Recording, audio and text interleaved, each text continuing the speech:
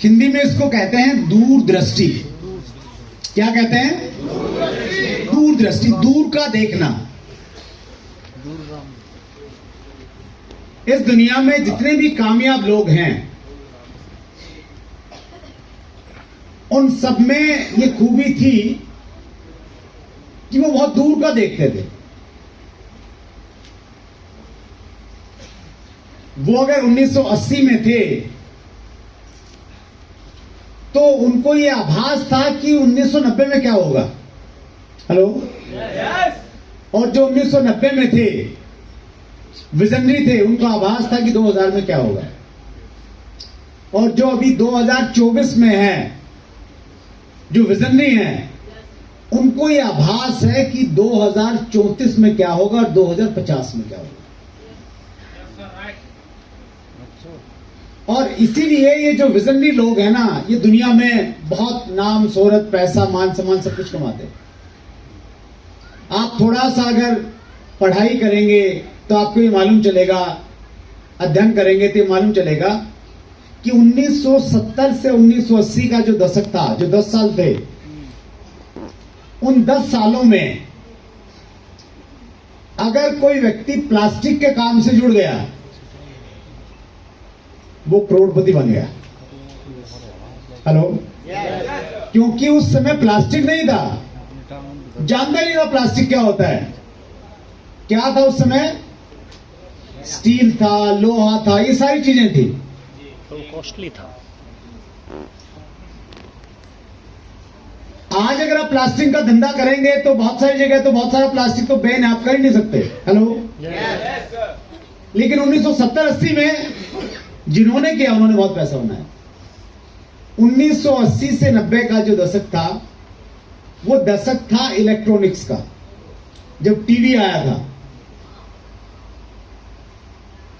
जब शादियां होती थी गांव में, अगर दहेज में टीवी मिल जाता तो चर्चा होती थी कि यार उनको टीवी मिला है।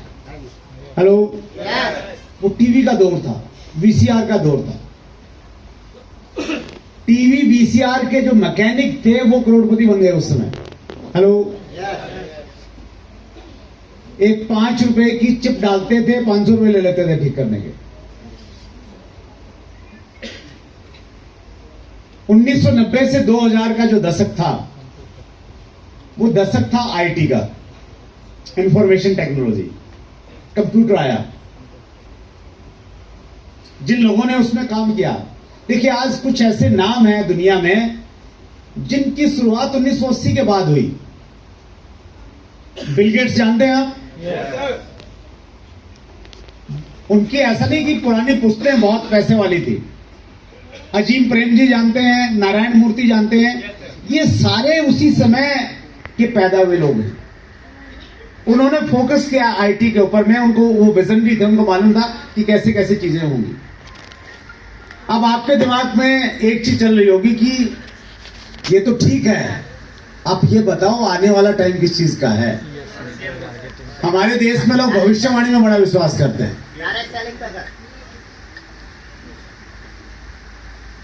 आने वाला समय किस चीज का है वो लॉजिकली जानना बहुत इंपॉर्टेंट है, तार्किक रूप से जानना बहुत जरूरी है। मैं आपको ये कह दूं कि आने वाला समय डायरेक्ट सेलिंग का है और आप जुड़ जाओ तो वो सही तरीका नहीं है। शिक्षा का जो असली मकसद है वो होना चाहिए कि वो आपको एम्पावर करे, वो आपको शक्तिशाली बनाए। शिक्षा लेने से आप अपने डिसीजन जल्दी ले सके और स्ट्रॉन्ग ले सके, या ऐसे स्ट्रॉन्ग ले सके कि फिर 1000 आदमी भी मना करें तो भी आप अपना रास्ता नहीं बदले। शिक्षा का असली मकसद वही होना चाहिए।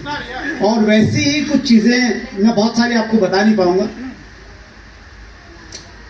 लेकिन आप निराश मत होइए, बता नहीं पाएंगे तो फिर क्या करना पड़ेगा। तो देखिए, आवश्यकता आविष्कार की जननी है, कितने लोग मानते हैं इस बात को?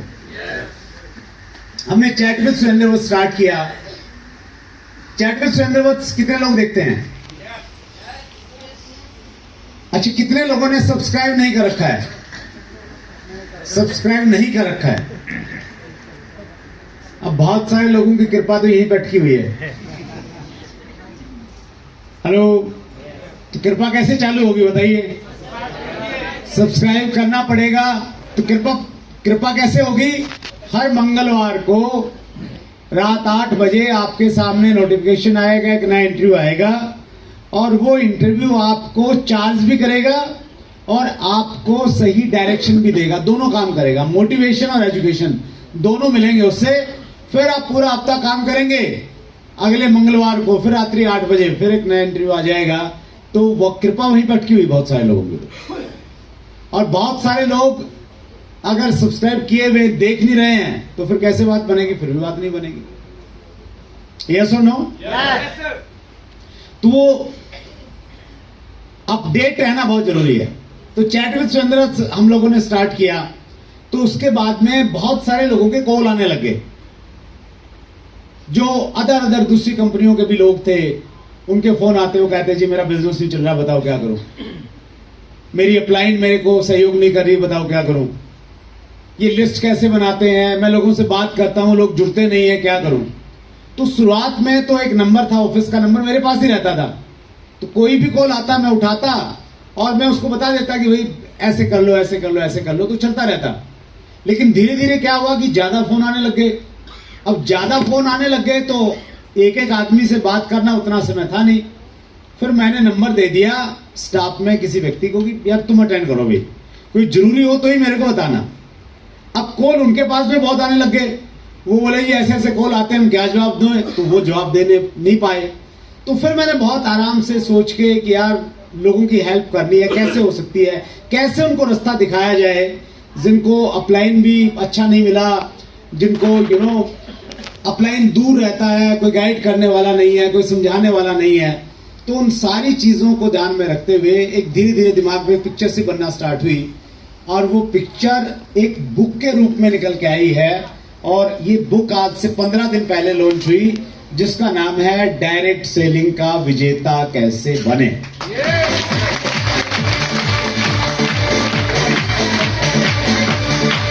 और इस बुक को कितना पूरी इंडस्ट्री ने पसंद किया। आरसीएम वाले तो इमोशनल है, आपने तो पसंद इसलिए कर लिया कि चलो सर की बुक है मैं खरीद लेता हूं। लेकिन बहुत सारे लोग जो ऐसे कनेक्टेड नहीं थे, उन्होंने इसको इतना पसंद किया कि अमेज़न एक प्लेटफॉर्म है जहां से आप सामान खरीदते हैं। किताब में आपको मालूम है अमेज़न की जो शुरुआत हुई थी, अमेज़न जो कंपनी बनी, सबसे पहले वो सिर्फ किताबें बेचती थी। हेलो, किताबें बेचने से उसकी शुरुआत हुई थी, फिर धीरे धीरे साबुन तेल सब कुछ बेचने लगी। तो अमेज़न आज भी किताबों की कैटेगरी में वो बहुत मानी जाती है। तो अमेज़न पे लगभग 50-60 लाख किताबें हैं जिसको आप अमेज़न से खरीद सकते हो। उन 50-60 लाख किताबों में ये किताब लॉन्च होने के 48 घंटे के अंदर अंदर 10वें नंबर पे आ गई थी। और अब अमेज़न पे बहुत सारी किताबें हैं, उनमें फिर कैटेगरी होती है। ये किताब धार्मिक है, स्पिरिचुअल कैटेगरी में आ गई। ये किताब एकेडमिक एजुकेशन में आ गई, बच्चों की जो पढ़ाई लिखाई की किताबें होती हैं। कुछ किताबें वो हेल्थ की कैटेगरी में आ गई। कुछ किताबें होती है सेल्स, हमारा जो काम है सेल्स का है, तो ये किताब सेल्स की कैटेगरी में आती है। तो ये किताब 24 घंटे के अंदर सेल्स कैटेगरी में नंबर 1 पे आ गई थी। और बड़ी खबर ये है कि ये पिछले 15 दिनों से लगातार नंबर 1 की पोजीशन पे है।